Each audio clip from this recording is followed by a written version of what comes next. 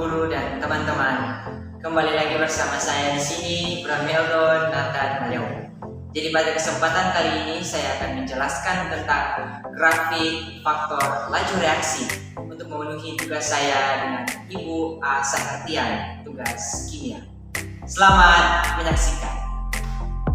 Oke, Ibu Guru dan teman-teman, sebelum kita membahas tentang grafik faktor laju reaksi, kita harus tahu dulu apa itu faktor laju reaksi. Jadi faktor laju reaksi adalah segala sesuatu yang mempengaruhi cepat atau lambatnya suatu reaksi tersebut berjalan. Jadi sebelum kita ketahui tentang faktor laju reaksi, grafik faktor laju reaksi, kita harus ketahui dulu tentang apa itu energi aktivasi atau apa itu energi pengaktifan. Jadi energi pengaktifan atau energi aktivasi adalah energi minimum agar suatu reaksi kimia dapat terjadi.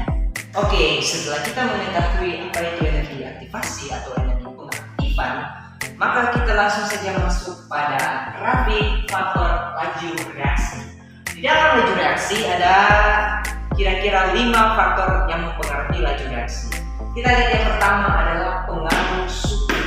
Jadi suhu juga dapat berpengaruh terhadap laju atau lambatnya suatu reaksi.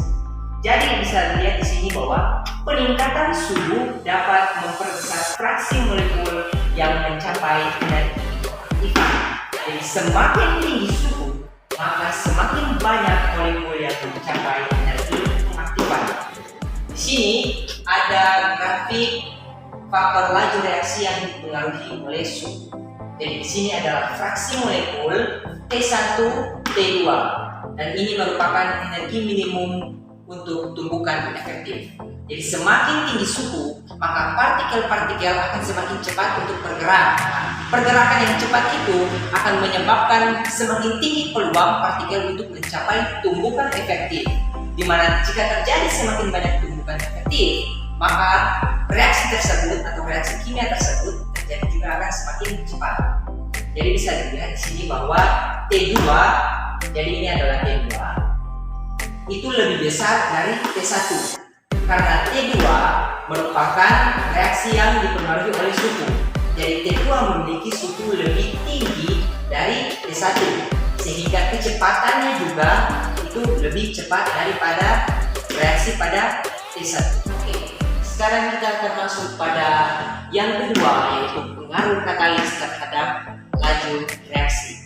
Jadi teman-teman dan ibu guru dapat lihat di sini adalah grafik laju reaksi yang dipengaruhi oleh katalis. Jadi katalis itu dapat mempercepat reaksi karena menurunkan energi aktivasi atau menurunkan energi minimum agar suatu reaksi kimia dapat berjalan. Jadi katalis itu tidak ikut bereaksi, dia hanya berfungsi untuk mempercepat atau memperlambat suatu reaksi, namun tidak ikut bereaksi. Jadi di akhir reaksi, katalis tersebut dapat diambil atau ditarik lagi kembali. Jadi dapat dilihat ini merupakan grafiknya, di mana EA atau energi pengaktifan tanpa katalis dan EA1 yaitu energi pengaktifan dengan katalis. Jadi dapat dilihat EA yang biasa atau tanpa katalis, grafiknya itu tinggi, ya, melengkung tinggi, naiknya tinggi. Sedangkan EA1 atau energi pengaktifan dengan ditambah katalis, itu grafiknya naik itu tidak terlalu tinggi. Jadi seperti ini, di bawah yang EA biasa. Ini karena apa? Karena katalis dapat menurunkan energi aktivasi dari yang awalnya banyak, setelah ditambah katalis, energi aktivasinya itu berkurang sehingga reaksinya juga lebih cepat untuk mencapai hasil. Oke, ibu guru dan teman-teman, kita masuk pada faktor yang ketiga, yaitu konsentrasi. Dalam kimia, konsentrasi atau molaritas sama dengan mol dibagi volume. Oke, jadi semakin besar konsentrasi atau kepadatan, maka semakin besar pula laju reaksi. Jadi semakin besar konsentrasi artinya semakin padat atau semakin dempet atau dekat jarak antar partikel, maka terjadi kemungkinan yang sangat besar untuk partikel-partikel tersebut bertabrakan. dan mengakibatkan laju reaksi juga semakin besar. Ibu guru dan teman-teman dapat melihat pada tabel yang telah saya gambarkan. Mohon maaf, spidolnya sudah mau habis. Dapat dilihat bahwa konsentrasi yang besar itu ditunjukkan dengan garis yang putus-putus, ya. Sedangkan konsentrasi yang kecil itu dilambangkan atau ditentukan dapat dilihat oleh garis yang bersambung atau garis yang tidak putus-putus.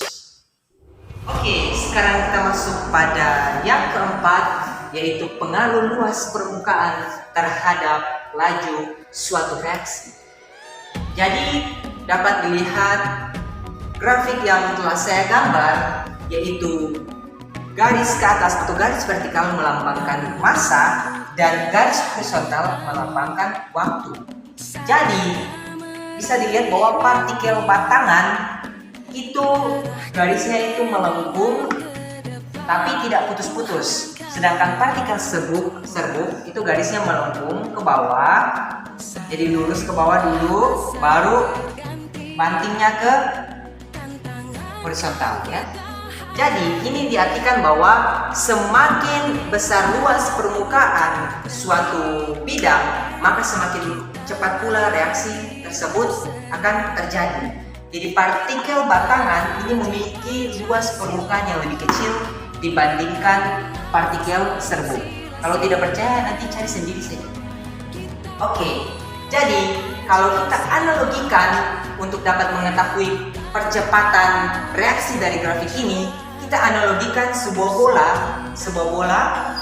Jika bola tersebut dijatuhkan melewati garis lekukan partikel batangan, itu akan lebih lambat dibandingkan bola tersebut dijatuhkan atau dilepaskan melalui garis putus-putus ini. Bola yang cepat sampai ke ujung adalah bola yang melewati lintasan partikel serbuk. Sedangkan bola yang melewati lintasan partikel batangan itu akan lebih lama sampai ke bagian ujung. Ini membuktikan teori kita tadi bahwa semakin besar suatu luas permukaan, maka semakin cepat pula terjadi yang namanya reaksi kimia. Oke, Ibu Guru dan teman-teman, demikianlah hasil presentasi dari saya terkait dengan faktor yang mempengaruhi laju reaksi kimia beserta grafiknya. Mungkin itu saja dari saya. Semoga video ini dapat bermanfaat bagi kita semua dan dapat menambah wawasan kita semua terkait dengan materi kimia. Akhir kata saya mengucapkan selamat siang. Indonesia.